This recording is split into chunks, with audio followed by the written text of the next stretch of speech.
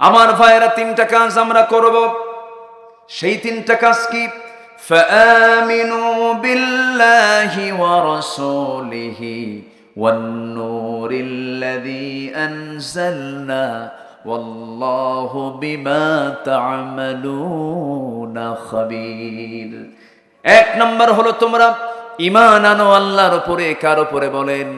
আল্লাহর উপরে তোমরা ঈমান আনো। ঈমান আনবা, আবার দুনিয়ার আইন মানবে। তোমার ঈমান আনা হয় নাই। ঈমান আনবে, দুনিয়ার দল করবে, তোমার ঈমান আনা হয় নাই। কাফের মুশরিক শুধু সম্প্রদায়ের কোনো নাম নয়, অনেক মুসলিম নামধারী কাফের মুশরিক আছে না নাই?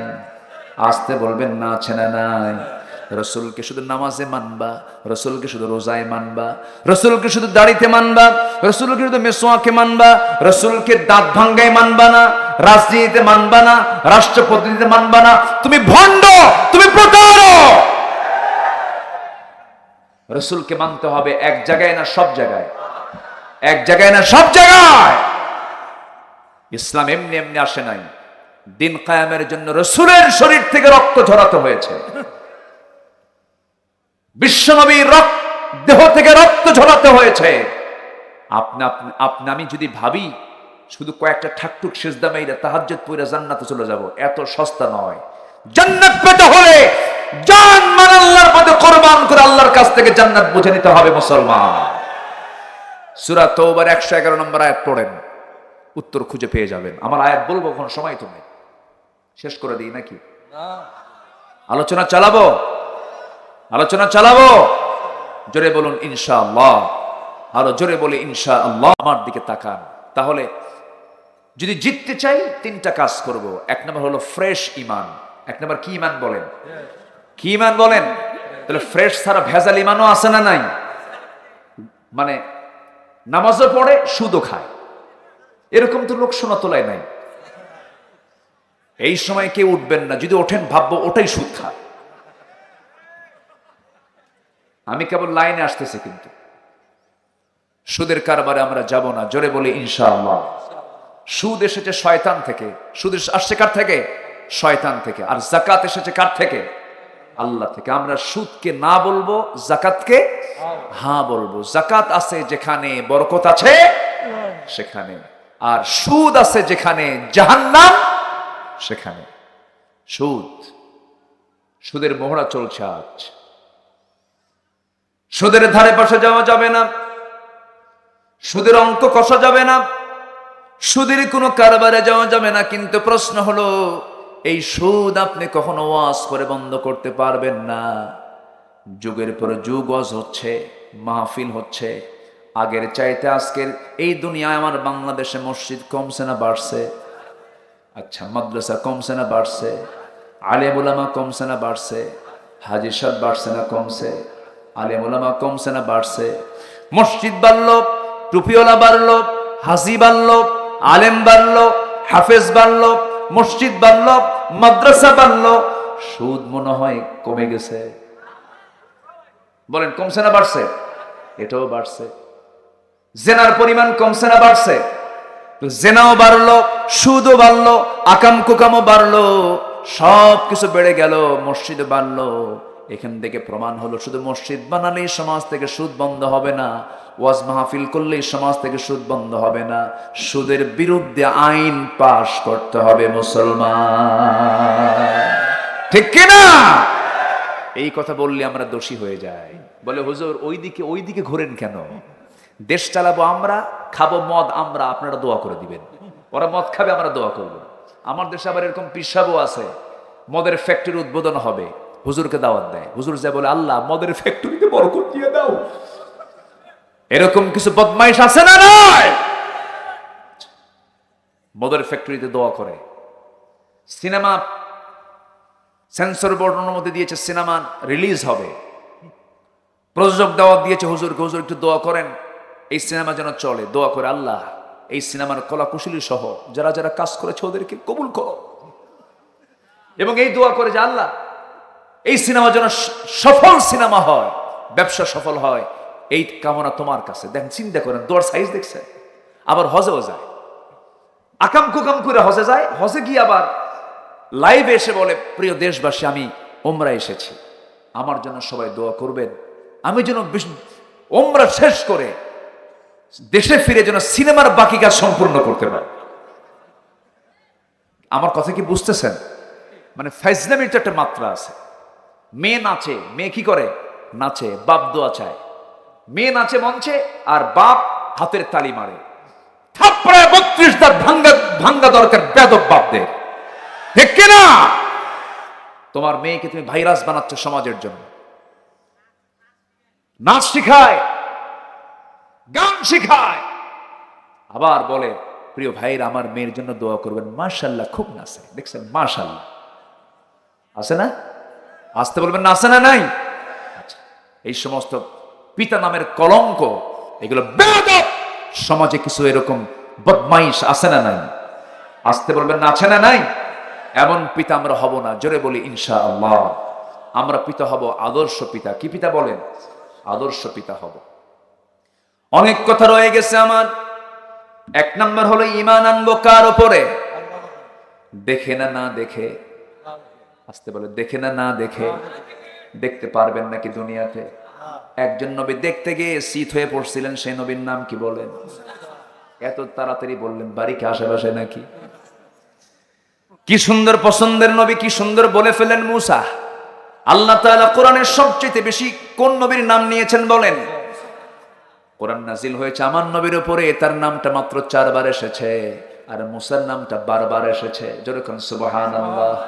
আমার নবী মাঝে মাঝে বলেন, ও সাহাবীরা, হাসরের ময়দানে যখন মানুষের হুঁশ যখন সবার হেরে যাবে, প্রথম হুঁশ ফিরবে আমি নবী মুহাম্মদ সাল্লাল্লাহু আলাইহি ওয়াসাল্লামের। আমার হুঁশ ফিরে যাওয়ার পর, ফিরে আসার পর আমি দেখতে পাবো আমার ভাই মুসা আল্লাহর আরশ ধরে আছে। মানে আমার আগে হুঁশ ফিরছে। এত দামি নবী ছিলেন। কোন নবী আল্লাহর সঙ্গে কথা বলতেন না সরাসরি, আর এই নবী আল্লাহর সঙ্গে সরাসরি কথা বলতেন। কোনো মিডিয়া লাগতো না, কোনো ভায়া লাগতো না, আল্লাহ ডাইরেক্ট। যেরকম সুবহানাল্লাহ। ফেরেশতা আসলে তো বেকায়দা হয়, মাঝে মাঝে থাপ্পড় খায় বিদায় হয়। আল্লাহ বলতেছে মুসা তোর কাছে এগুলো পাঠাবো না, আমি ডাইরেক্ট কথা কই। যেরকম সুবহানাল্লাহ। ওয়া কাল্লামাল্লাহু মুসা তাকলিমা। আল্লাহর সঙ্গে তিনি মাঝে মাঝে ডাইরেক্ট কথা বলতেন, যখন যা লাগতো বলতেন। একদিন বলে ফেলছেন, আল্লাহ একটা প্রশ্ন করে, কি আল্লাহ তোমার দয়া কম না বেশি? কি বেশি? তোমার যদি দয়া বেশি হয় জাহান্নাম বানাইছো কেন? দেখছেন কি পেঁচ লাগাই দিছে আল্লাহ। আমার কথা কি বুঝতেছেন? তোমার দয়া যদি বেশি হয় তুমি জাহান্নাম বানালা কেন? তুমি বান্দাকে জাহান্নাম দিতে পারবা, তোমার দয়া বেশি তো। আল্লাহ বলে, মুসা বেশি মাতব্বরি করো না। আচ্ছা তোমার উত্তর দিচ্ছি, কে দাও উত্তর। আল্লাহ বলছেন, তুমি এই মুহূর্তে গমের কিছু দানা নিয়ে গম ছিটায়া দাও, গমের আবাদ করো। গম ছিটায়া দিলেন, গমের আবাদ হলো, গম পাকলো। তো গম পাকলে কেটে নিয়ে ফসলগুলো নিয়ে তিনি ঘরে তুললেন, গোলায় ভরালেন। আর কিছু গমের নাড়াসহ কিছু অকেজো গম থেকে গেল। এরপর তিনি সেই গমের জমিতে আগুন ধরায়া দিলেন। আগুন যখন ধরায়া দিলেন, আল্লাহ বলেন, মুসা কি তুমি কি গম পাইছো? হ্যাঁ।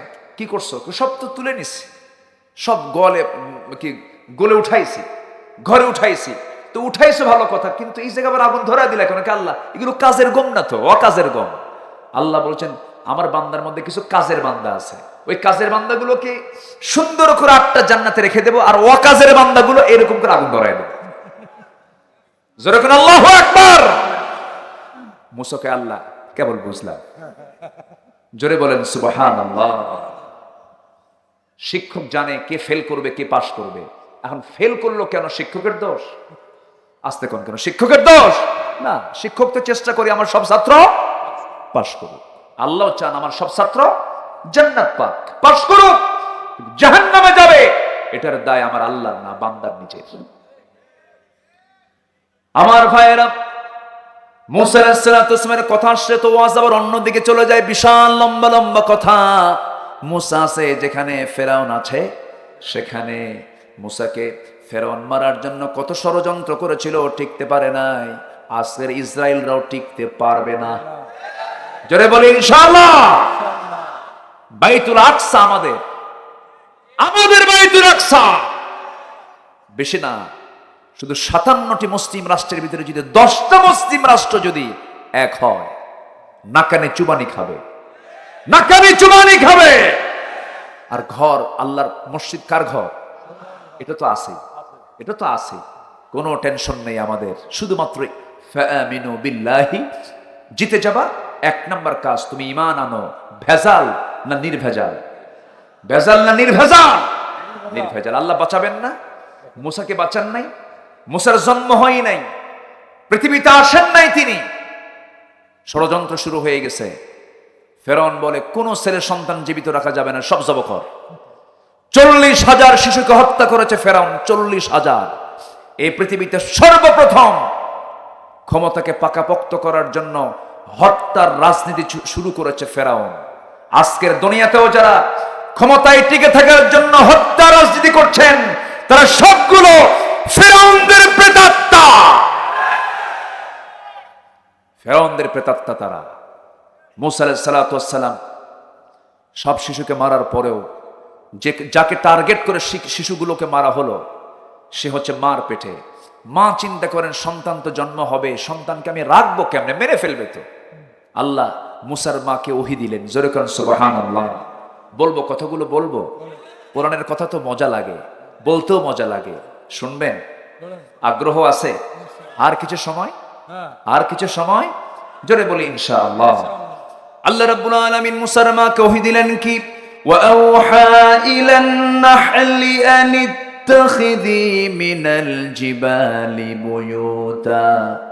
আমি মুসার মাকে ওহী দিলাম, ও আল্লাহ তাআলা মুসার মাকে জানায় দিলেন, ও মুসার মা শোনো।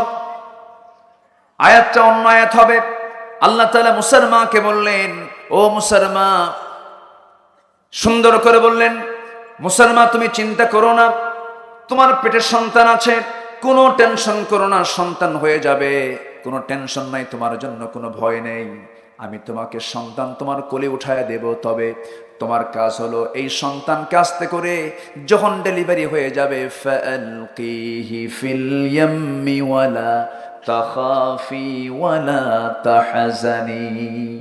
সন্তান ডেলিভারি হওয়া মাত্রই আমি জান্নাত থেকে একটা বাক্স পাঠায় দেব। সেই বাক্সে পাঠানো হলো, বাক্সে করায়া তাকে দরিয়ায় ভাসিয়ে দেওয়া হলো। এরপর আল্লাহ বলছেন, কোনো চিন্তা করো না, দরিয়া থেকে আমি তোমার কোলে আবার উঠায় দেব। দরিয়ায় ভেসে দেওয়া হলো। মুসার ছোট খালাম্মাকে বলা হলো, ও আমার বোন। তার মা বলছে, আমার বোন তুই একটু নদীর কুল ঘেসে ঘেসে যা। সেই দরিয়ায় ভাসতে ভাসতে চলে যাচ্ছে। মুসা আলাইহিস সালাতু ওয়াস সালাম মার দুধটাও খেতে পারলেন না। সন্তান মার পেট থেকে নেমেই যুদ্ধ শুরু হয়ে গেছে। ফেরাউনের বিরুদ্ধে যুদ্ধ শুরু করছে কে? মুসার বিরুদ্ধে কে যুদ্ধ শুরু করেছে? ফেরাউন। মুসা আলাইহিস সালাতু ওয়াস সালাম তিনি রওনা করেছেন। রওনা করতে করতে আল্লাহ তাআলার সেই পাঠায় দেওয়া সেই পালকিতে চড়ে চড়ে, সেই বাক্সে চড়ে চড়ে তিনি দরিয়া পার হচ্ছেন। এমন জায়গায় গিয়ে থামলো যে জায়গায় রাজপ্রাসাদের রাজরানী আসা আলাইহিস সালাতু ওয়াস সালাম গোসল করার জন্য ঘাটে নামলেন। দেখতে পেলেন, তার দৃষ্টিগোচর হলো সুন্দর একটা কাঠের বাক্স। আসা আলাইহিস সালাতু ওয়াস সালাম বলেন, ইমরাতু ফিরাউন। আসা আলাইহিস সালাতু ওয়াস সালাম বললেন তার কর্মচারীদেরকে, দেখো তো ওই যে লম্বা সুন্দর একটা কাঠের বাক্স দেখা যায়, আমার কাছে নিয়ে আসো তো, দেখো তো, খুলে দেখো এর মধ্যে কি আছে। কেউ খুলতে পারে না। এবার আসিয়া যখন হাতটা রাখলেন, অটোমেটিক্যালি সুন্দর করে খুলে গেল। যখন খুলে গেল, সুন্দর চেহারা দেখলেন, যুগল ভ্রু, টানা টানা চোখ, সুন্দর কালো কেশ, সুন্দর ফুটফুটে চেহারা। আসিয়া মনে মনে চিন্তা করে, আমার তো কোনো ছেলে সন্তান নাই, সব মেয়ে সন্তান। এই সন্তানকে আমি রাজ দরবারে নিয়া রাজপুত্রের মর্যাদা দেব, আমি সন্তানকে আদর করব, লালন পালন করব।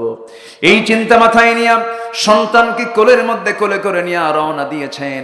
সামনে রাজদরবারের মূল ফটকে দাঁড়ায় আছে ফেরাউন। বলছে, আসিয়া তোমার কোলেটাকে কুররাত আইনিল লি ওয়ালাক, আমার চক্ষু শীতল করে, তোমার চক্ষু শীতল করে, দেখো কি সুন্দর ফুটফুটে চেহারা। ফেরাউন মনে মনে করে, চেহারার ভাবসাব দেখে মনে হয় এটাই তো মুসা হবে। এটা কি হবে? মুসা হবে। এই তো চরম বিপদে পড়ে গেলাম মনে হয় আমি। এবার আসিয়া বলছেন, আপনি মনে মনে কি চিন্তা করেন স্বামী? ফেরাউন বলছে, শোনো, 40,000 শিশুকে হত্যা করলাম, কিন্তু আইন যদি তুমি লঙ্ঘন করো, আমার দরবার আইন লঙ্ঘন হলে আমি মানুষের সামনে মুখ দেখাবো কেমনে? কেন, কি হয়েছে? কেই সন্তান মুসাও তো হতে পারে। আসিয়া বলছেন, আমার স্বামী, আপনি এত ভয় করেন কেন? আপনি তো ভীতু কেন? এই সন্তান আমার ভাষা শিখবি, আপনার ভাষা শিখবে, এই বাড়িতে খাবে থাকবে, আমাদের কথায় সে বড় হবে, লালন পালন হবে, কোনো সমস্যা নাই। নেতা যত বড় হোক না কেন, বইয়ের কাছে কায়েত। বইয়ের কাছে কি? কায়েত। বইয়ের কাছে অত বাহাদুরি দেখানো সম্ভব হয় না। ফেরাউন বলল, আসিয়া তুমি যখন বলেই ফেলেছো রাজি হয়ে গেলাম, কিন্তু বাচ্চাটার তো দুধ খাওয়া দরকার, কে দুধ খাওয়াবে? গোটা দেশে ফরমান জারি হয়ে গেল, আমি একটা পালক পুত্র নিয়েছি, কে আসো দুধ খাওয়াবে? হাজার হাজার মেয়েরা আসে দুধ খাওয়ানোর জন্য, কিন্তু কারো স্তন তিনি মুখে নেন না। অপেক্ষার প্রহর গুনছেন, আমার মা কখন আমার সামনে হাজির হবে। দুদিন চলে গেছে, তৃতীয়তম দিনে মুসা আলাইহিস সালামের ছোট খালাম্মা সরাসরি আসিয়ার সামনে দাঁড়ায় বলতেছে, ও আসিয়া, তুমি কি চিন্তা করছো? ওকে দেখো, এই বাচ্চাটা কারো দুধ মুখে নেয় না, কি করা যায়? কি করা যায়? কাকে মা বানাবে? সে খুব পেরেশান, সন্তান তো বাঁচানো কঠিন হয়ে যাচ্ছে।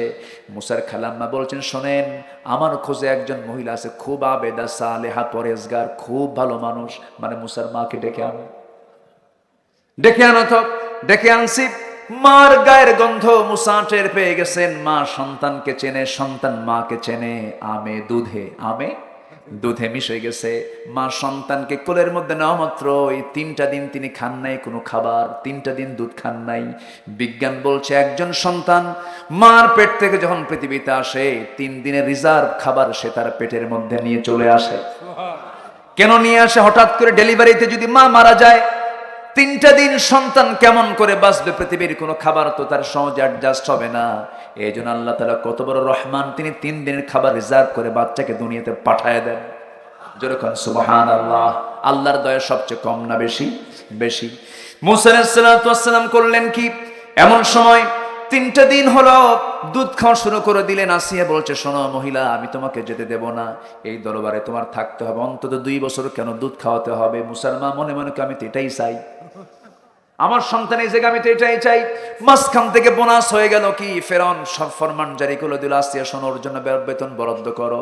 আল্লাহ বলছেন, ও ফেরাউন, তুই আমার মুসাকে মারবি? পারবি না, কারণ মুসার মার দুধ খাওয়াবো, মাসে মাসে তোর পকেট থেকে টাকাও খসাবো। যেরকম সুবহানাল্লাহ। থাকবে কোন ঘরে? আসিয়া কি বলল ফেরাউন, ও আসিয়া, ওই যে দক্ষিণা হাওয়া বয়, সবচেয়ে সুন্দর যে ঘরে সবসময় আলো বাতাস থাকে, সেই ঘরটাই তাদের জন্য বরাদ্দ করো। দক্ষিণা হাওয়া বয়, সেই নিয়ন্ত্রিত, শীতাতপ নিয়ন্ত্রিত এমন ঘরে বরাদ্দ করা হলো। আল্লাহ বলছেন, ও ফেরাউন, তুই আমার মুসাকে মারবি? আমার মুসা তোর বাড়ির 1 নম্বর রুম দখল করে রাখছে। যেরকম সুবহানাল্লাহ। 2 বছর পূর্ণ হলো, একটা দিন ফেরাউন মুসাকে কোলে নেয় নাই। তাফসীর এসেছে, সূরাতুল কাসাস পড়বেন, এগুলো পেয়ে যাবেন। অনেক লম্বা কথা, একটা বানায় বলছি না, সব আয়াত আছে না নাই? আচ্ছা, মুসা আলাইহিস সালাম শেষ পর্যন্ত বলে মুসা আলাইহিস সালাম ফেরাউনের কোলে কোনোদিন চড়েন নাই, ফেরাউন তাকে কোনোদিন কোলে নেয় নাই। একদিন হঠাৎ করে আসিয়ার মন খারাপ। ফেরাউন বলছে, আসিয়া মন খারাপ কেন? তোমার আপনার মায়ের দিকে মায়া দয়া নাই? একটা দিন সন্তানকে কোলে নিল, নাদর করলেন না। ফেরাউনকে এটা কোনো কথা বললেন নাকি? দাও সন্তানকে কোলের মধ্যে যখন জোরপূর্বক নিতে নিয়েছে, মুসা সহজে যাচ্ছেন না, ফেরাউন সহজে ছাড়তেছে না। কোলের মধ্যে নিয়ে চুপ করে থাকলে হতো। এবার ফেরাউন করলো কি, তার ঠোঁটটা লাগায়া মুসা আলাইহিস সালামের গালের দিকে ঠোঁটটা লাগায়া দিচ্ছে, চুম্বন করবে, কিন্তু মুসা একটা বারের জন্য চুমো খেতে দিচ্ছেন না, বারবার মুখ ঘুরায় নিচ্ছেন। বারবার এবার জোর করে স্বৈরাচারী কায়দায় যখন শক্ত করে মাথা ধরে যখন চুমো খেতে উদ্যত হয়েছে ফেরাউন মুসাকে, মুসা আলাইহিস সালাম আস্তে করে হাতটা বের করে তার ডান গাল বরাবর মারছেন একখান থাপ্পড়। এক থাপ্পড়ে ফেরাউনের মাথা চক্কর মেরে ঘুরে উঠল। এমন চক্কর দিয়েছে যেন সন্তান মুসা যেন তার হাত থেকে পড়ে যাচ্ছে। বলছেন, ও আসিয়া, তাড়াতাড়ি সন্তানটা করে নাও। বুঝতে পারছি এটাই বুঝি মুসা হবে। কথা বলছেন যেরকম সুবহানাল্লাহ। আসিয়া বলছেন, আমার স্বামী, এই সন্তানটা মুসা হবে, আপনি কেমন করে বুঝলেন? থাপ্পড়ই বলে। কি বলে? থাপ্পড়টাই বলে এটা মুসা হবে। এবার বলছে, আমার স্বামী গো, আপনি আসিয়া, আপনি হলেন রব, আপনি যদি এই কথা বলেন এটা কেমন করে হয়? কেন, ওকে মেরেই ফেলবো, আমি হামানকে ডাকতেছি। ফেরাউনের বুদ্ধিদাতা কে বলেন? ফেরাউনের বুদ্ধিদাতা কে? হামানকে ডাক দেবে। এমন সময় আসিয়া বলছেন, আমার স্বামী গো, হামানকে ডাক দেওয়ার দরকার, আমি তো আপনার বউ, আমি আপনাকে পরামর্শ দিচ্ছি, আপনার কোলে থেকে মুসা 2 বছরের বাচ্চা আপনাকে থাপ্পড় মেরেছে, আপনি চিত হয়ে পড়ে গেছেন। এই কথা যদি জনগণ জানে, জনগণ বলবে, ফেরাউন আবার কিসের রব রে, থাপ্পড় খেয়ে চিত হয়ে পড়ে বাচ্চার। ফেরাউনকে আসিয়া, ঠিক আছে, এই কথা কাউরে কইও না। আল্লাহ কয়, ঠিক আছে। আল্লাহু আকবার। কে বাঁচান? আসতে বলবেন না, কে বাঁচান? আল্লাহ বাঁচান। বয়স 10 হয়ে গেল। পূর্ণ বছর হয়ে গেল, 25 বছর হয়ে যাচ্ছে। টকবগে যুবক মুসা আলাইহিস সালাম ধীরে ধীরে বড় হতে লাগলেন। একদিন তার সামনে একজন কিপ্তি ফেরনের বংশের একজন মানুষ নবীর সামনে বেয়াদবি করছে, মুসার সামনে বেয়াদবি করছে। রাগ তার কম না বেশি? আসতে মানে রাগ তার কম না বেশি? চুলগুলো ছিল তার খাড়া খাড়া, যখন তিনি খেপে যেতেন চুলগুলো খাড়া হয়ে টুপি ভেদ করে বের হয়ে যেত। আল্লাহ তাআলা তাকে 9টা নিদর্শন দিয়েছিলেন। কয়টা নিদর্শন? অনেক লম্বা লম্বা কথা আছে। মুসা আলাইহিস সালামের কথা সহজে ফুরাবে না। মুসা আলাইহিস সালাম শেষ পর্যন্ত ওই কিপ্তিকে বললেন, তুমি তো ভুল করেছো। না, ভুল করে নাই। ভুল করেছো, ভুল করে নাই। যখন বারবার বাকামি করতেছে, হাতটা বের করে মারছেন একখান থাপ্পড় গাল বরাবর। এক থাপ্পড় মারাও সারা, মরে যাওয়াও সারা। যখন মরে গেছে এবার আল্লাহকে বলছে, আল্লাহ দোষ কিন্তু আমার না, দোষ তোমার। এই জন্য বললাম, কারণ আমি ওকে মারছি হলো শাসন করার নিয়তে মরে গেছে, আমার তো দোষ নেই। আল্লাহ বলছেন, মাল্লা তুমি দোষ দিবা আমার? ফেরাউন তো তোমাকে ছাড়বে না, ফেরাউন তোমাকে মেরে ফেলবে। ফেরাউন তোমার বিরুদ্ধে হুলিয়া জারি করে ফেলেছে। মুসা, হিজরত করো। নবীদের জীবন হলো হিজরতের জীবন। আল্লাহু আকবার। আমার নবী হিজরত করেছেন, ইব্রাহিম আলাইহিস সালাম হিজরত করেছেন, এরপরে মুসা আলাইহিস সালাম হিজরত করেছেন। এই মিশর থেকে তিনি রওনা করলেন। যেতে যেতে যেতে যেতে যেদিকে চোখ চলে যায়, আল্লাহ রাব্বুল আলামিন তাকে হিজরতের অর্ডার দিলেন। ওয়া ইলা মাদয়ানা আখাহুম শুআইবা। চলে গেলেন মাদিয়ান নামক এলাকায়। সেই জায়গায় তিনি বসলেন। ক্ষুধা লাগছে, পানি পান করবেন, পানি নাই। কূপের ধারে গেলেন, কূপ থেকে পানি তুললেন, কূপ থেকে পানি তুলে পান করলেন। হঠাৎ করে দেখতে পেলেন দুজন মহিলা হাতে বালতি নিয়ে চলে আসছে। তারা কূপের ধারে কূপ থেকে পানি তুলবে, কিন্তু দাঁড়ায় আছে, কূপ থেকে পানি নেয় না। মুসা আলাইহিস সালাম ভাবলেন, বেচারি মহিলা মানুষ, অসহায় মানুষ, সন্ধ্যা হয়ে গেলে বিপদ হয়ে যাবে। এবার তিনি নিজে আগায় গিয়ে বলছেন, ও মহিলারা, তোমাদের কষ্ট হবে, তোমাদের কি পুরুষ মানুষ নাই? দাও বালতিটা দিয়ে দাও, আমি কিছু তোমাদের হেল্প করি। এমন হেল্প করা জায়েজ আছে না নাই? আছে। মুসা আলাইহিস সালাম বললেন, কিন্তু মহিলা দুইজন বলতেছে, হ্যাঁ আপনি তুলে দিলে তুলে দিতে পারেন, কিন্তু আমরা পারবো না, কারণ ওই ঢাকনা টান দিতে 14 থেকে 15 জন মানুষ লাগবে, শক্তিশালী মানুষ দরকার। কূপের উপরে একটা ঢাকনা আছে। মুসা বলছেন, কোনো টেনশন কইরো না, আমি তোমাদেরকে পানি তুলে দিচ্ছি। এবার বালতি হাতের মধ্যে নিয়া কূপের ধারে গিয়ে বাম হাতে ধরলেন, ঢাকনা ছিটকে পড়ে গেছে, কয়েক হাত দূরে চলে গেছে। মহিলা থরথর করে কাঁপে আর ভাবে, এটা মানুষ না অন্য কিছু, এটা মানুষ না অন্য কিছু। নবীদের শক্তি কম না বেশি? নবীদের শক্তি কম না বেশি? মুসা আলাইহিস সালাম কূপ থেকে পানি তুলে নিয়ে বললেন, ও মহিলারা, সন্ধ্যার পরে বাইরে থাকতে নাই মেয়েদের, সন্ধ্যার আগেই বাড়িতে চলে যাও, তাড়াতাড়ি চলে যাও। পানি নিয়ে চলে গেছে বাড়িতে। বুড়া বাপ বলতেছে, মা, প্রত্যেকদিন পানি আনতে দেরি হয়ে যায়, আজকে এত তাড়াহুড়ো করে পানি আনলে কারণটা কি? আব্বা, কবিয়ুন আজিজ, খুব শক্তিশালী যুবক একজন দেখলাম কূপের ধারে দাঁড়ায় আছে, খুব শক্তিশালী যুবক, কিন্তু খুব ভদ্র যুবক দেখলাম, আমাদের দিকে চেয়ে থাকলো না, নজর ভালো। আর আজকের যুবকদের নজর কেমন? গার্লস স্কুলের সামনে এতিমের মতো বসে থাকে, কি ঠিক কিনা? স্কুল থেকে গার্লস বের হয়, মেয়েটা বের হয়, ও পিছে পিছে যায়, মনে হয় এতিম, বাপও নাই মাও নাই। আছে না নাই? মেয়ে কিছু কয় না। এই ছেলেটা পিছন দিকে গিয়ে বলে, একটা বার আমার দিকে তাকায় দেখো না, 3টা দিন যাবৎ ঘুম পারি না, আমার চোখ গর্তের মধ্যে গেছে। আছে না এরকম? আছে না? লাভ নাই, কিচ্ছু লাভ নাই, এগুলো সব ভুয়া, কোনো লাভ নাই এগুলো। এই নোংরামিগুলো করতে যেও না, বিবাহ বন্ধনে আবদ্ধ হয়ে যাবে, সুন্দর সম্পর্ক গড়ে তুলবে। বিয়ের পরে মোহাব্বত না, বিয়ের আগে মোহাব্বত? বলেন বলেন বলেন। যারা বিয়ের আগে মোহাব্বত করবে, বিয়ের পরে মোহাব্বত থাকবে না, হবে কিলাকিলি, ঘুষাঘুষি। ও বলবে, তুই আমার বিয়ে করলি কেন, তুই আমার পছন্দ করলি কেন? কি কথা বোঝেন না? এগুলি হবে। আবার অনেকে এরকম নোংরামি করে আবার আমাদের কাছে বলে, হুজুর আমাদের লাভ ম্যারেজ। আমি কই, লুচ্চা ম্যারেজ, এগুলো নোংরামি, এগুলোকে পাত্তা দেব না আমরা। জোরে বলি ইনশাআল্লাহ। মুসা বললেন, যাও। তো বাপের সামনে যখন এই জাতীয় কথা বলতেছে, বাপ অনুমান করছে যে চিনতে পারছে। এখন বলতেছে, মা, আগামীকালকে তুমি আমার বড় মেয়ে, তুমি যাবে, আমার সালাম জানিয়ে বলবে অবশ্যই যুবকটা যেন আমার সঙ্গে সাক্ষাতের জন্য আমার বাড়ি পর্যন্ত আসে। পরের দিন গেছে, বলতেছে, আবিনা শাইখুন কাবীর, আমাদের বাপ খুব বুড়া মানুষ, চোখে দেখে কম, চামড়া কুচকে গেছে, আপনাকে সালাম জানিয়ে বলছেন আপনাকে আমাদের বাড়িতে আসতে হবে। মুসা ভাবলেন, এখানে কেউ আমার পরিচিত না, হিজরত করে আসছি, তো গেলে ভালোই হয়, তো আমি তো যাবো, কিন্তু আমি তো বাড়ি চিনি না। এবার মহিলা বলতেছে, বাড়ি তো চিনেন না, টেনশন নাই তো, আমি সামনে সামনে যাব, আপনি আমার পিছে পিছে আসবেন। মুসার চোখ হয়ে গেছে বড়। মহিলাকে বলতে, তুই কি বললি? তুই সামনে থাকবি আর আমি পিছে থাকবো?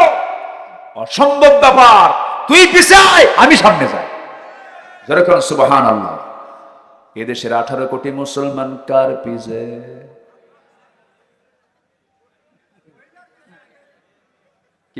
কি বোঝা যায়? কথা বোঝা যায়? মুসা আলাইহিস সালাতু ওয়াস সালাম এক ধমক মেরে তাকে পিছে দিলেন। পিছে দিয়ে বলছেন, শোনো, তুমি নারী মানুষ, তোমার পরিচয় নারী, আমার পরিচয় পুরুষ। আমার সতর হলো নাভি থেকে হাঁটুর নিচ পর্যন্ত, তোমার সতর হলো মাথা থেকে পা পর্যন্ত। তুমি একজন ষোড়শী, একজন সুন্দরী নারী, তুমি আমার সামনে সামনে দিয়ে হেঁটে যাবে, তোমার দিকে আমার নজর পড়ে যাবে, আমার গুনাহ হয়ে যাবে।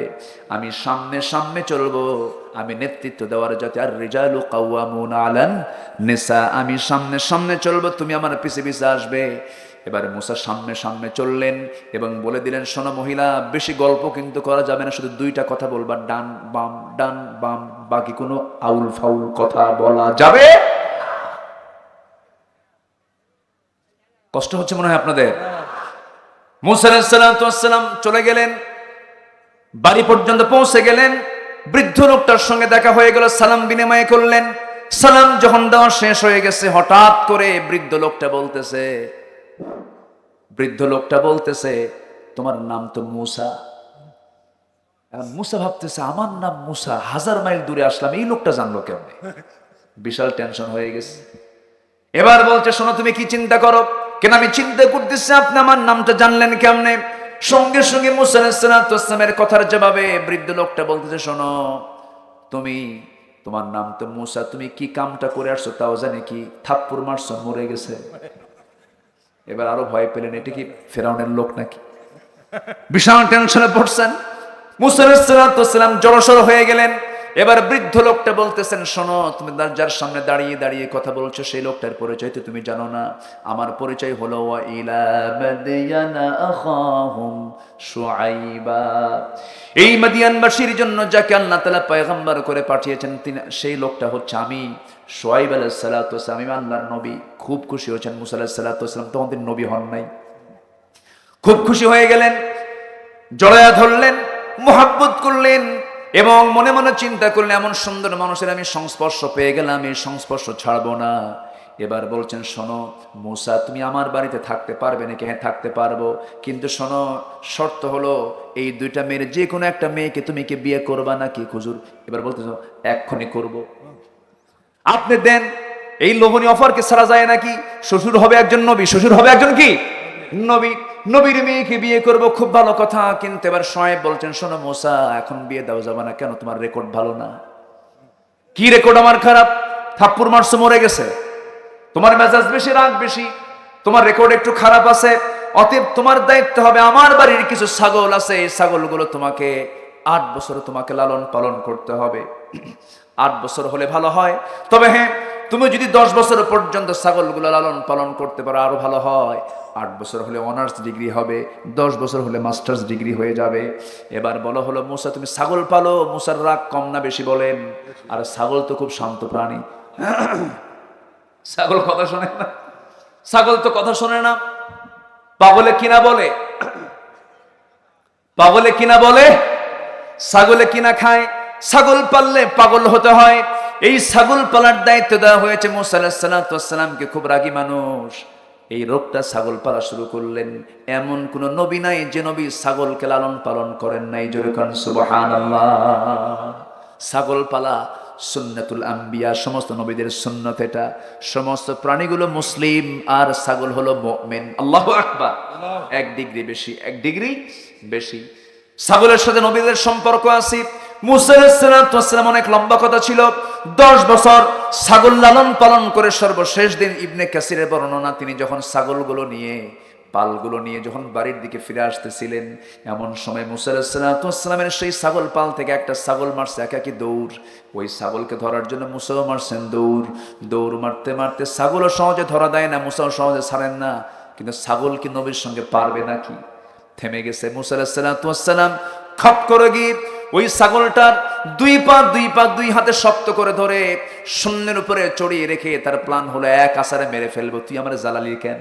কিন্তু লক্ষ্য করে দেখেন ওই ছাগলটার লোমকূপ থেকে ঘামগুলো ঝরে ঝরে পড়তেছে টপ টপ করে, আর চোখে মুখে ভীতির সাপ, ভয়ের সাপ। মুসা আলাইহিস সালাম ভাবলেন, বেচারা তুই তো ছাগল, তোর মেয়েরাও কি লাভ, তোর মেরে তো কোনো লাভ নাই। আদর করলেন, স্নেহ করলেন, দয়া করলেন, সৃষ্টির প্রতি রহম দিল হলেন। দুই হাত থেকে ছেড়ে দিয়া বুকের মধ্যে তুলে নিয়ে ছাগলটাকে আদর করলেন, স্নেহ দিলেন। আল্লাহ বলছেন, মুসা তোমার রাগ কমে গেছে, আমি তোমাকে নবুয়ত দিয়ে দিলাম। জোরে কোন সুবহানাল্লাহ। কোরআনে এগুলো আছে না নাই? আচ্ছা, এবার মুসা বিয়ে শাদী করলেন। কি করলেন? বিয়ে শাদী করলেন। আমার ভাইয়েরা, শক্তি সঞ্চয় করলেন। ফেরাউন কি করলো? মুসাকে হাতছাড়া করবে না, মুসাকে মেরেই ফেলবে। কোন এক কায়দায় তাকে আবার পাকড়াও করে ফেলেছে। চতুর্দিক থেকে তার সৈন্য বাহিনী দিয়ে সব ঘেরাও করেছে। তার আগে একটা লম্বা ঘটনা আছে, ওইদিকে আমি যাব না। ফেরাউন জাদু পালতো, জাদুঘরদেরকে পালতো। সেই জাদুঘরদের সমস্ত জাদু মুসার মুআজিজা খেয়ে শেষ করে নিয়েছে। আল্লাহু আকবার বলেন, আল্লাহু আকবার বলেন। সব শেষ হয়ে গেল। ফেরাউন শেষ অস্ত্র হিসেবে সে করলো কি? তার সেনাবাহিনী দিয়ে মুসা আলাইহিস সালামকে পাকড়াও করে ফেললো। নীল দরিয়ার সামনে তাকে মুখোমুখি করে দিয়ে বলছে, ফেরাউন বলতেছে, মুসা তুই আজকে পালাবি কোথায়? তোকে আজকে পানিতে চুবাইয়া মারবো। আল্লাহ বলছেন, ফেরাউন তুই আজকে পালাবি কোথায়? আজকে আমি তোকে চুবাইয়া মারবো। জোরে করে আল্লাহু আকবার। ফেরাউন চাইছিল মুসা আলাইহিস সালামকে তার সদল বলে দরিয়ায় শেষ করে দিতে। আল্লাহ বলছেন, ফেরাউন বহুদিন ছাড় দিছে, আজকে কোনো ছাড়াছাড়ি নাই। আল্লাহু আকবার বলেন। ঈমান না আনার পরিণতি হলো সুবান খেতে হবে। ঈমান না আনলে কি খেতে হবে? তাদের হবে আবু জেহেলদের পরিণতি তাদের হবে। অতএব বেঈমানরা শুনে রাখো, ইসলামের বিরুদ্ধে, আলেমদের বিরুদ্ধে, কোরআনের বিরুদ্ধে ষড়যন্ত্র করবা, তোমার মৃত্যু হবে ফেরাউন হামানদের মতো। ঠিক কিনা? ওই সমস্ত বাতিলদের মোকাবেলা করতে রাজি আছেন কোন কোন বীর সিপাহ সালার? হাত উঁচু করে দেখেন মুসলমান।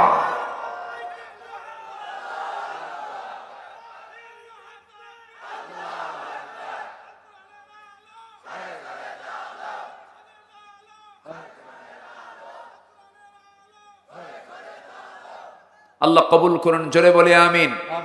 আরো জোরে আমিন। আমি শেষ দিকে যাই, শেষ করব না। এ জায়কে ধরেন তো, খুব সুন্দর মাইকও ভালো, মাইক ভালো। বলি আলহামদুলিল্লাহ। এত বড় মাহফিলের এই মাইকের নিয়ন্ত্রণ যদি না থাকতো, মাইকের ক্যাপাসিটি যদি সুন্দর না হতো, মানুষ থাকতো না এতক্ষণ। অনেকে বোঝে না, বিশাল আয়োজন করে, মাইক নাই, চরম বেকায়দা হয়ে যায়। আজকে তাদের সবকিছুই ভালো হয়েছে, আলহামদুলিল্লাহ বলেন। সবাই কি ফজর নামাজ পড়েছেন? ফজর নামাজ পড়ছেন তো? আজকে ফজর যে চলে গেছে, ফজর পড়ছেন? আচ্ছা, আগামী ফজর কি পড়বেন? ফজর পড়বেন কারা? একটা হাত তুলে দেখেন তো। ফজর পড়বেন কারা কারা? একটা হাত তুলে দেখেন। আমি একটু জরিপ করি যে ঈমান কুদ্দুর আমাদের হলো। জোরে কোন ইয়া আল্লাহ, ইয়া রহমান, ইয়া রহিম। আমাদেরকে 5 ওয়াক্ত সালাত আদায় করার তৌফিক তুমি আল্লাহ দিয়া দাও। জোরে বলি আমিন। আরো জোরে আমিন। হাত নামান। নামাজ পড়লে ঈমান থাকে, নামাজ না পড়লে ঈমান মজবুত হয়। অনেকে কয় হুজুর নামাজ পড়ি না কিন্তু ঈমান তো আছে। আছে না নাই? এটা ভুয়া কথা। বসেন ভাই, ও ভাই, ভাই রে একটু বসেন। পিছন থেকে কিছু কিছু লোক উঠে যাচ্ছেন। আজকের মাহফিলে উঠে যাওয়ার সংখ্যা খুবই কম, নেই বললেই চলে। এই 2-1 জন, আমি হাতে গোনা মনে হয় 20-30 জন লোক হয়তো উঠতে পারেন। আর একজনও কেউ উঠবেন না। যদি কোনো চাপচুপ হয়, নিম্নচাপ ঊর্ধ্বচাপ যেটাই হোক, মোনাজাতের পরে একটু বসেন। ঈমান তো আনলাম, কিন্তু ঈমান ভঙ্গের কিছু কারণ আছে না নাই? ওযু ভঙ্গের কারণ নাই? বলেন কয়টা? বলেন 4টা। আবার ওযু ভঙ্গের কারণও আছে না নাই? আছে। ঘুমালে ওযু যায়, স্ত্রী সহবাসে ওযু যায়, তারপরে পেশাব পায়খানায় ওযু চলে যায়। ঠিক তেমনি কিছু কিছু অকাম আছে, যা অকাম করলে ঈমানই চলে যায়। শুনবেন, আজ থেকে শুনবেন। ইমান ভঙ্গের কারণ হলো 10টা। কয়টা বলেন? আবার ইমান বৃদ্ধি হবে 10 কাজে। এই 10 আর 10, এই 20টা বিষয়ে কথা বলি, আমি দৌড়ার দিকে যাব। রাজি আছেন তো? আর 3টা কাজ করলে আমরা হারবো না, জিতবো। জিতবো। 1 নাম্বার হলো ইমান আনবো কার উপরে? আসতে বলবেন না, কার উপরে? আল্লাহর উপরে। যারা তাফসীর শোনেন, যারা ওয়াজ মাহফিল শোনেন, তারা কিন্তু একটা সিরিয়াল নিয়ে থাকেন যে হুজুর শুরু করলো কোন দিক দিয়ে, শেষ করলো কোন দিক দিয়া, ফিনিশিং কতটুকু দিল। এই যে রেকর্ডগুলো হচ্ছে, আমার তো একটা ধারাবাহিকতা রাখতে হবে। একটু আমাকে সময় দেন। আপনি বসে থাকবেন, আমার আলোচনা সুন্দর হবে, আর আপনি নড়াচড়া করবেন, আমার আলোচনা হেরে যাবে। অতএব আপনি আমাকে সহযোগিতা করেন। অজু ভঙ্গের কারণ যেরকম আছে, ইমান ভঙ্গের কারণও আছে। আমি ব্যাখ্যামূলক দিতে পারছি না। যদি আমি যদি ইমান ভঙ্গের 10টা কারণ দিতে চাই, 10 দিন লাগবে। 1 নম্বর কারণ হলো শিরক। 1 নম্বর কারণ কি? শিরক। শিরক মানে শুধু মূর্তি পূজা না, শিরক মানে শুধু কবর পূজা না। দুনিয়ার আইনকে মেনে নিয়ে আল্লাহর আইনকে যারা মানে না, এটাও শিরক। ঠিক কিনা? এমন মুশরিক আমার দেশে কম না বেশি? কম না বেশি? নাম্বার 2, আল্লাহ এবং বান্দার মাঝখানে মাধ্যম স্থির করা। আল্লাহ এবং বান্দার মাঝখানে মাধ্যম স্থির করা মানে দেখবেন বাচ্চা হয় না, মহাস্থান যায়। আছে নাকি? এই রোগ আছে না? নাই। মহাস্থান যিনি শুয়ে আছেন, তিনি কি এই দেশের মানুষ? রাশিয়া থেকে এসেছেন। রাশিয়া থেকে এসে এখানে ঘুমাচ্ছেন। তিনি কি এমনি আসছেন? এখানে কে ছিল? পরশুরামকে তিনি পরাজিত করেছেন। বাতিল দুর্গাঘাত হেনে আল্লাহর জমিনে দ্বীন কায়েমের সংগ্রাম করেছেন। এটা ছিল তার কাজ। আর তার দরবারে যায়া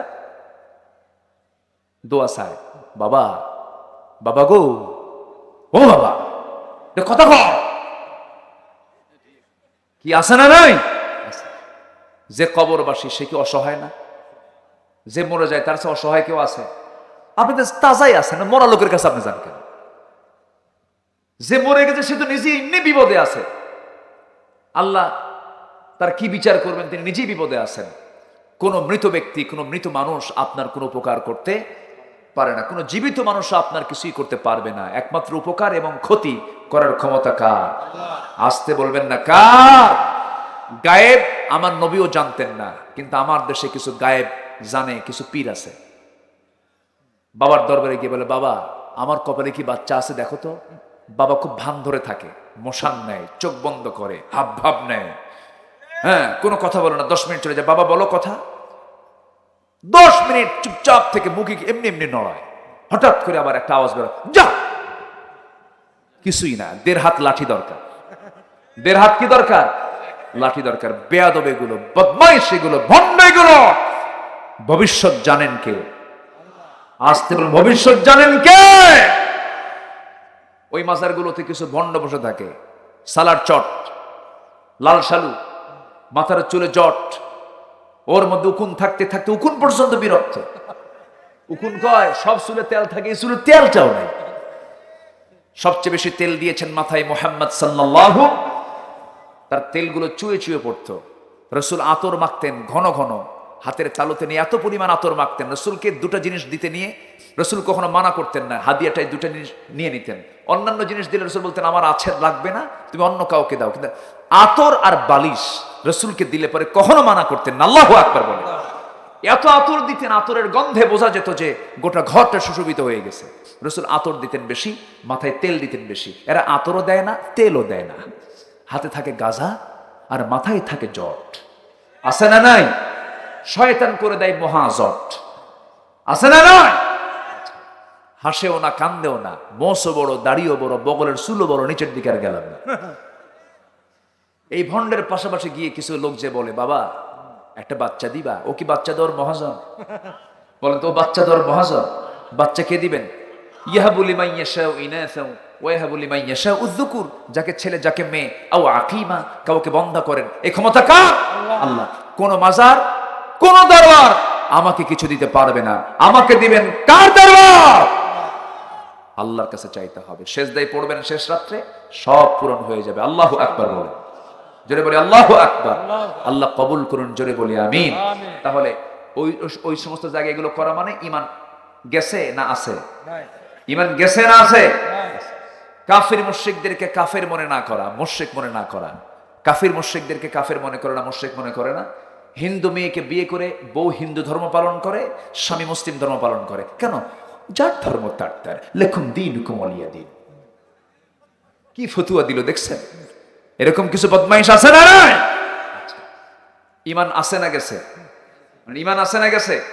নাম্বার 4 হলো ইসলামের কোন একটা বিষয়কে নিয়ে ঠাট্টা বিদ্রুপ করলে পরে, যেমন পর্দা নিয়ে বাজে কথা বলে, আছে না নাই বলেন? আছে। এরপরে জাদু করা, জাদুর আশ্রয় যারা নেবে তারা ইমান নষ্ট হয়ে যাবে।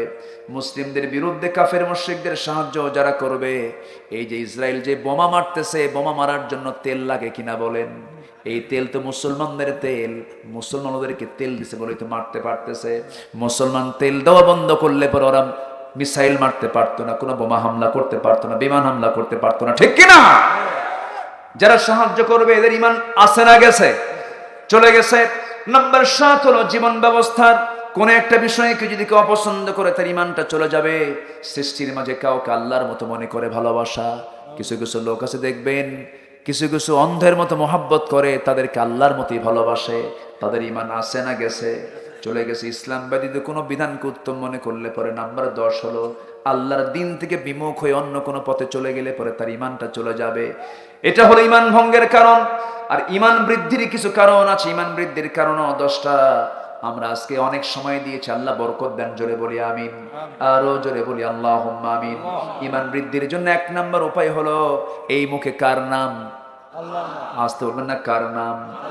বসে থেকে উঠতে নিয়ে আল্লাহু আকবার, উপরের দিকে উঠতে আল্লাহু আকবার। আশ্চর্য জিনিস দেখলে সুবহানাল্লাহ। শুকরিয়া মতো শুকরিয়া আদায় করতে গেলে বলেন কি? আরো জোরে বলেন, আরো জোরে বলেন আলহামদুলিল্লাহ। যার মুখে সর্বক্ষণ আল্লাহর জিকির থাকবে, শয়তান তার কাছে চান্স পায় না। শয়তান তার কাছে চান্স পায় না। নাম্বার 2 হলো ইলমকে অন্বেষণ করা, দ্বীনকে মেনে নেওয়া, ইলমকে তালাশ করা। কোরআনে কারীমের মধ্যে আল্লাহ রাব্বুল আলামিন নামাজের কথা আগে বলেছেন না, জ্ঞান অর্জনের কথা আগে বলেছেন।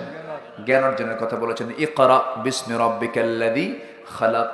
নাম্বার 3 হলো সৃষ্টি জগৎ সম্পর্কে গবেষণা করা। নাম্বার 4 হলো কোরআন পড়া, সে সম্পর্কে গবেষণা করা। নাম্বার 5 হলো অধিক পরিমাণে কোরআন সুন্নাহয় বর্ণিত দোয়া জিকির সমূহ পাঠ করা। নাম্বার 6 হলো নিজের পছন্দের উপর আল্লাহ এবং তার রাসূলের এই পছন্দকে প্রাধান্য দেওয়া। নাম্বার 7 হলো দ্বীনি মজলিসে বসা। আল্লাহু আকবার। দ্বীনি মজলিসে বসা, ধৈর্য সহকারে বসা, শেষ পর্যন্ত বসে থাকা, ভালো মানুষের সঙ্গে বন্ধুত্ব রাখা। যার একটা ভালো বন্ধু আছে, এই পৃথিবীতে সবচেয়ে বরকতওয়ালা মানুষ সেই লোকটা। এই জন্য ভালো বন্ধু আমরা তালাশ করব। বিড়ি খাওয়া না গাঁজা খাওয়া? বলেন বলেন। বিড়ি খাওয়া গাঁজা খাওয়া নয়। আল্লাহওয়ালা যেন বন্ধু আমার হন, তাকে দেখলে যে নবীর কথা মনে হয়, এমন বন্ধু নির্বাচন করে নেওয়া। এরপরে সকল প্রকার পাপ কাজ থেকে দূরে থাকা। নাম্বার 9 হলো ফরজ ইবাদতের পাশাপাশি সাধ্যমতো নফল নামাজটা পড়া। আমরা আজান শুনি কয়বার? বলেন কয়বার? আজানটা দেয় কে? মুয়াজ্জিন। আর একটা আজান আল্লাহ নিজেই দেন। আর একটা সময়ে 5 বার আজান দেয় মুয়াজ্জিন, 1 বার আজান দেন আমার আল্লাহ নিজে। আলা মিন মুস্তাগফিরিন ফাগফির আলাহ। শেষ রাত্রিতে আল্লাহ তাআলা প্রথম আকাশে এসে আজান দিচ্ছেন, ও ক্ষমা প্রার্থী, কে ক্ষমা চাও, আমার কাছে ক্ষমা চাও, আমি তাকে ক্ষমা করে দেব। জোরে কোন সুবহানাল্লাহ। তাহলে আল্লাহ আজান দেন কখন? কোন রাত্রে বলেন? শেষ রাত্রে। আমাকে ডাকেন, আজান মানে হলো ডাকা। মুয়াজ্জিন ডাকে কয়বার? আর আল্লাহ আমাকে এক্সট্রা করে ডাকেন কয়বার? 1 বার, শেষ রাত্রে। নফল নামাজ পড়া। নাম্বার 10 হলো ঈমান বৃদ্ধির জন্য মহান আল্লাহর নিকট দোয়া করা। আল্লাহ তাআলা যেন আমাদের ঈমানকে আরো বৃদ্ধি করে দেন, যার মাধ্যমে আল্লাহর নৈকট্য অর্জন করতে প্রতীক্ষিত জান্নাত আমরা লাভ করি। এমন করে আল্লাহর কাছে চাওয়া। আমাদের ঈমান বৃদ্ধির জন্য আমরা কার কাছে চাবো? অহংকার কিছু কিছু বান্দার আছে না নাই? অহংকার থেকে বাঁচার জন্য কিছু দোয়া আছে না নাই? বলেন আছে। অহংকার থেকে বাঁচার জন্য কিছু কাজ আমরা করব। এই আকাশটা কার? আসতে বলবেন না কার? ইমানদার কখনো অহংকার করতে পারে না। যখন আপনি একটা মানুষের মধ্যে দেখবেন অহংকার আছে, জুলুম আছে, এর মধ্যে তার মধ্যে হিংসা আছে, হিংসা, লোভ, জুলুম, অহংকার, এই 3-4টা বিষয় যখন থাকবে ভাববেন ও ধ্বংসের দিকে চলে যাচ্ছে। কিসের দিকে যাচ্ছে? ধ্বংসের দিকে যাচ্ছে। যে জুলুম করবে তার অবশ্যই পতন আছে না নাই? যে অহংকার করবে তার পতন আছে না নাই? যে লোভ করবে তার মধ্যে পতন আছে না নাই? আচ্ছা, আল্লাহ তুমি সবাইকে বোঝার তৌফিক দাও। জোরে বলি আমিন। এক নম্বর ঈমান আনবো কার উপরে? নাম্বার 2 হচ্ছেন মুহাম্মদ সাল্লাল্লাহু আলাইহি ওয়াসাল্লাম। রাসূলকে মানতে হবে। রাসূলকে মানবেন, আল্লাহকে মানবেন না, হবে না। আল্লাহকে মানবেন, রাসূলকে মানবেন না, হবে না। দুজনকে মানতে হবে। দুজনকে মানার মধ্য দিয়ে আমার ঈমান। আমার ভাইয়েরা, রাসূলকে যদি আপনি না মুহাব্বত করেন, না আনুগত্য করেন, আল্লাহর আনুগত্য কাজে আসবে না। আল্লাহর আনুগত্য করলেন, রাসূলকে মানলেন না, তাও হবে না। দুজনকে মিলেই আমার ঈমানটাকে পরিপূর্ণ করতে হবে। রাসূলকে মুহাব্বত করতে হবে জীবনের চাইতে কম না বেশি? আসতে বলবেন না, কম না বেশি? আমার ভাইয়েরা, রাসূলকে কি পরিমাণ মুহাব্বত করেছেন, সম্পদ সব কিছু উজাড় করে দিয়েছেন আল্লাহর মুহাব্বতে, নবীর মুহাব্বতে। ছোট্ট একটা ইতিহাস মনে পড়লো আমার। এই কথা বলে আমি শেষের দিকে চলে যাব। একজন সাহাবীর বাড়ি হলো মক্কা এবং মদিনার ঠিক মাঝামাঝি, 450 মাইল মক্কা মদিনার ডিস্টেন্স। এর মাঝামাঝি বাড়ি হলো সেই সাহাবীর। ইসলাম তিনি কবুল করে নিয়েছেন, নবীর সঙ্গে দেখা করতে পারেন নাই। ইসলাম কবুল করার সঙ্গে সঙ্গে তার আপন চাচা বলে ফেললো, তোর বাপ মারা গেছে, আমি তোকে এতিম, আমি তোকে বড় করেছি, তুই ইসলাম কবুল করলি, তুই কি জানিস ইসলাম কবুল করার ফলাফল হবে কি? সেই ফলাফল হলো তোর সমস্ত সম্পদ আমি জোর করে নিয়ে নেব। সঙ্গে সঙ্গে সেই সাহাবী বলছেন, ও আমার চাচা, জোর করে নেওয়ার দরকার নাই, আমি ঈমান এনেছি আল্লাহর উপরে, নবীর উপরে। আমার ঈমানের কাছে এই সমস্ত সম্পত্তির কোনো মূল্য আমার কাছে নেই। আপনি আমার কাছ থেকে সমস্ত সম্পত্তি বুঝে নেন, আমি আমার ঈমান নিয়ে থেকে যাই। চাচাকে বুঝাইয়া দিলেন সমস্ত সম্পদ, সব দিয়ে ঈমানটাকে কিনে নিলেন। ঈমানটা তিনি পছন্দ করলেন। এমন সময় চাচা খেপে গিয়ে রেগে গিয়ে বলতেছে, তুই যখন আমার সাথেই থাকবি না, ঈমান যখন আনছিস, আমি তোর জামাটাও খুলে নেব। জামাটাও খুলে দিলেন। এবার বলছে, তোর লুঙ্গিটা খোল। কেঁদে ফেলে জোরপূর্বক তার পরনের লুঙ্গিটা পর্যন্ত খুলে নিয়ে উলঙ্গ করে ঘর থেকে বের করে দিয়েছে। মার কাছে গিয়ে বলছে, মা, আমার দিকে তাকাইও না, ঈমান এনেছি। আমার চাচা আমার পরনের লুঙ্গিটা পর্যন্ত খুলে নিয়েছে। ঈমানের দাম তাদের কত বড় দেখেন। সব স্বার্থকে বিলিয়ে দিয়েছেন, ঈমানকে তারা পছন্দ করে নিয়েছেন। এই সাহাবী করলেন কি, মার কাছ থেকে বলছেন, মা, তুমি আমাকে ছোট্ট একটা কাপড় দাও, সতরটা ঢাকি। সতরটা ঢেকে, প্রচন্ড শীতকাল সেই সময়, আরবের মধ্যে 2 মাস প্রচন্ড শীত থাকে। ওই শীতের কনকনে শীতের ভিতরে খালি গায়ে কোনো মতো সতর ঢেকে পায়ে হেঁটে হেঁটে কয়েকশো মাইল দৌড়াইয়া চলে গেছেন নবীর দরবারে। ফজরের আজান হয়ে গেছে, নামাজ হবে। এমন সময় নবীর দরজায় গিয়ে কড়া নাড়ছেন ওই সাহাবী, বলছেন, ইয়া রাসূলুল্লাহ, দরজাটা খুলুন। রাসূল দরজা খুলেই দেখেন যুবকের গায়ে কিছু নাই। কিচ্ছু বললেন না, ভিতরে গেলেন। হাতের মধ্যে নিজের ব্যবহৃত 2টা জুব্বা হাতের মধ্যে নিয়ে দাঁড়ায় গেলেন। এবার বলছেন, যুবক, তোমার কি হয়েছে বলো। বলতেছেন, ইয়া রাসূলুল্লাহ, আমি ইসলাম কবুল করেছি। ইসলাম কবুল করার কারণে আজকে আমার চাচা আমাকে বাড়ি থেকে বের করে দিয়েছে, সম্পদ থেকে আমাকে মাহরুম করেছে। তোমার নাম কি? আব্দুল্লাহ জুল বাজাদাইন। সঙ্গে সঙ্গে রাসূল বলছেন, ও আমার সাহাবী, তোমার চাচা তোমাকে বস্ত্রহীন করেছে, আর আমি রাসূল তোমাকে কাপড় দিয়ে দিলাম, যাও। জোরে বলুন সুবহানাল্লাহ। কার গায়ের কাপড়? কার গায়ের কাপড় বলেন? নবীর গায়ের কাপড়। তার কিসমতে জুটে গেছে, 2টা জুব্বা নিয়ে চলে গেছেন। এমন সময় পেছন থেকে বলছেন, ও সাহাবী আব্দুল্লাহ, তোমার কিছু চাওয়া পাওয়া আছে নাকি? আমার কাছে বলো, আমি দোয়া করে দেব। এবার তিনি বলছেন, হুজুর, আমার একটা চাওয়া পাওয়া হলো, আপনি আমার জন্য দোয়া করেন, আমি যেন শহীদ হয়ে জান্নাতে চলে যাই। শহীদ হয়ে জান্নাতে চলে যাই। শহীদের দরজা হলো জান্নাতে যাওয়ার জন্য কোনো হিসাব ছাড়া। জোরে বলুন আল্লাহু আকবার। সবগুলো হিসাব হবে, শহীদের কোনো হিসাব নাই। বিনা হিসাবে জান্নাত পেয়ে যাবি। রাসূল তার জন্য দোয়া করে বলেছেন, আল্লাহ তাআলা, আমার এই মাজলুম অসহায় আব্দুল্লাহ জুল বাজাদাইনের জন্য দোয়া করে, আল্লাহ, আব্দুল্লাহ জুল বাজাদাইনের এই দেহ রক্ত কাফের বেঈমানদের জন্য তুমি আল্লাহ হারাম করে দাও। আব্দুল্লাহ কেঁদে কেঁদে বলছে, হুজুর, দোয়া চাইলাম কি, আর আপনি দোয়া করলেন কি? কাফের মুশরিকরা আমার নাম আল্লাহ, আমি শহীদ হব কেমনে? রাসূল বলছেন, আব্দুল্লাহ, আমি তোমার জন্য এমন এই জন্য দোয়া করলাম কারণ তোমার দ্বীন গ্রহণ করতে বড় কষ্ট হয়েছে। তবে হ্যাঁ আব্দুল্লাহ, তোমার মৃত্যু যদি বিছানায় হয়ে থাকে, ওয়াইম্মা তাআলা ফিরাশিহি, আল্লাহ তাআলা তোমাকে শহীদের দরজার মর্যাদা দিয়ে দিবেন। জোরে বলুন সুবহানাল্লাহ। আমার নবীর সঙ্গে তিনি যুদ্ধে গেলেন। কোথায় গেলেন? যুদ্ধে গেলেন। এই আব্দুল্লাহ কোরআন তেলাওয়াত করতেন, জোরে জোরে তেলাওয়াত করতেন। সাহাবীরা বিরক্ত হয়ে রাসূলকে বলছেন, হুজুর, আব্দুল্লাহ নতুন সাহাবী, জোরে জোরে কোরআন তেলাওয়াত করে কষ্ট হয়।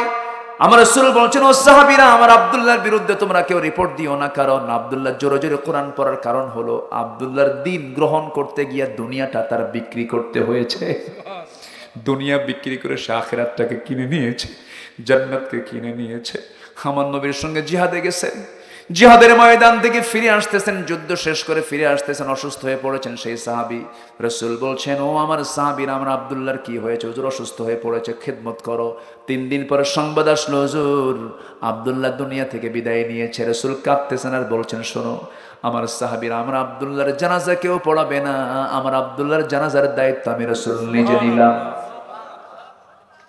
জানাজা শুরু হয়ে গেছে, রাসূল জানাজা পড়ালেন।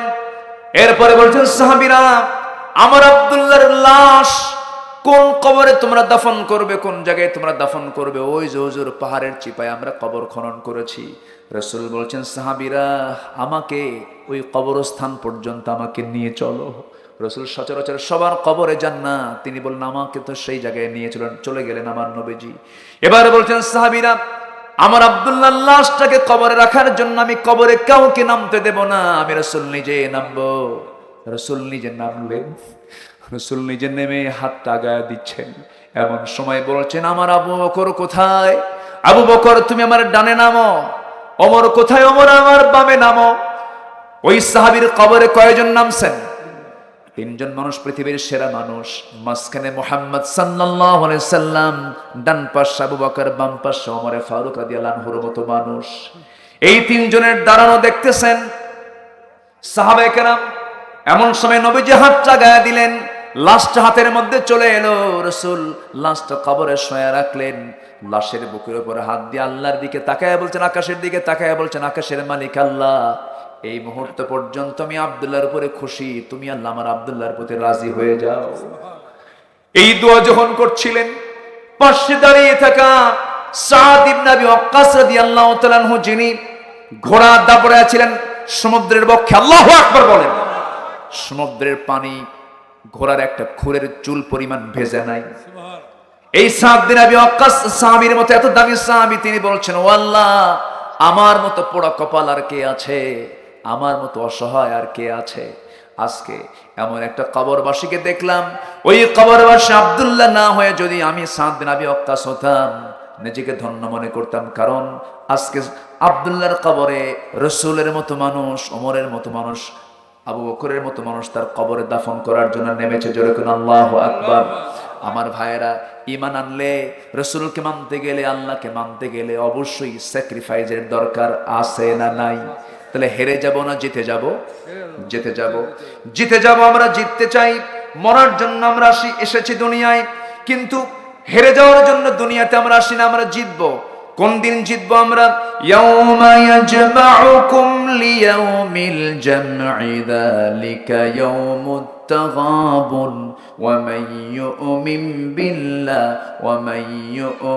বিল্লাহি ওয়া ইয়া'মাল সালিহান ইউকাফির আনহু সাইয়্যাতিহি ওয়া ইউদখিলহু জান্নাতিন তাজরি মিন তাহতিহাল أنهار خالدين فيها أبدا ذلك الفوز العظيم জোরে বলুন আল্লাহু আকবার। ও বান্দা, সেই দিন তোমাদেরকে তিনি একত্রিত করবেন। সেই দিনটা হলো হার জিতের দিন। কিসের দিন বলেন? ইয়াউমুত তাগাবুন, হার জিতের দিন। ওই দিন যারা জিতে যাবে, যারা আল্লাহর প্রতি ঈমান আনবে, ভালো আমল করবে, আল্লাহ বলছেন আমি তাদেরকে জিতায় দেব, সমস্ত গুনাহগুলোকে মাফ করে দেব এবং স্থায়ী জান্নাত দিয়ে দেব। জোরে করুন সুবহানাল্লাহ। জান্নাতের মধ্যে দুধের নহর থাকবে, মধুর নহর থাকবে, পানির নহর থাকবে, শরাবের নহর থাকবে। জান্নাতের যে শরাব আল্লাহ তাআলা দিবেন, যে শরাব পান করলে পরে যৌবন ডাবল হবে। জোরে করুন সুবহানাল্লাহ। শক্তি ডাবল হবে, যৌবনের শক্তি ফিরে পাবে। আর দুনিয়ার মদ খায়া তাল না মাতাল, আজ থেকে মানে তাল না মাতাল, মদ খায়া কয়েকদিন একই পরিবারের 3 জন লোক মারা গেছে, রিপোর্ট পান নাই? একই পরিবারে অতিরিক্ত মদ খায়া দুনিয়া থেকে বিদায় নিয়েছে। জান্নাতের মধ্যে আল্লাহ তাআলা যে শরাবটা দিবেন, সেই শরাবটা পচা কোনো শরাব নয়। যে শরাবটার মধ্যে আল্লাহ তাআলা বরকত রেখে দিয়েছেন, দুধের নহর আছে, মধুর নহর আছে। সবাইকে খেতে রাজি আছেন? ইনশাআল্লাহ। সবাইকে খেতে রাজি আছেন? ইনশাআল্লাহ। আমরা জিততে চাই না হারতে চাই? আমল নামা নেব আমরা বাম হাতে না ডান হাতে? বাম হাতে না ডান হাতে? 5 ওয়াক্ত নামাজ পড়বো, হারাম কাজে যাব? হারাম কাজে যাব? বান্দার হক নষ্ট করব, মিথ্যা কথা বলবো, গীবত চর্চা করব, জেনার কাছে যাব না। আল্লাহ তাআলা বলছেন, বান্দারে আমি তোর জন্য আমার 8টা জান্নাত তোর জন্য আমি খুলে রাখবো। জোরে কোন সুবহানাল্লাহ। শর্ত হলো বান্দা হতে হবে। ইয়া আইয়াতুহান নাফসুল মুতমাইন্নাতু রজিই ইলা রাব্বিকি রাদিয়াতাম মারদিয়াহ ফাদখুলি ফি ইবাদি ওয়াদখুলি জান্নাতি। জোরে বলুন আল্লাহু আকবার। আমার বান্দা হও, আমার জান্নাতে প্রবেশ করো। জোরে করুন সুবহানাল্লাহ। আল্লাহ কবুল করুন। জোরে বলি আমিন। আরো জোরে আমিন। আরো জোরে আমিন।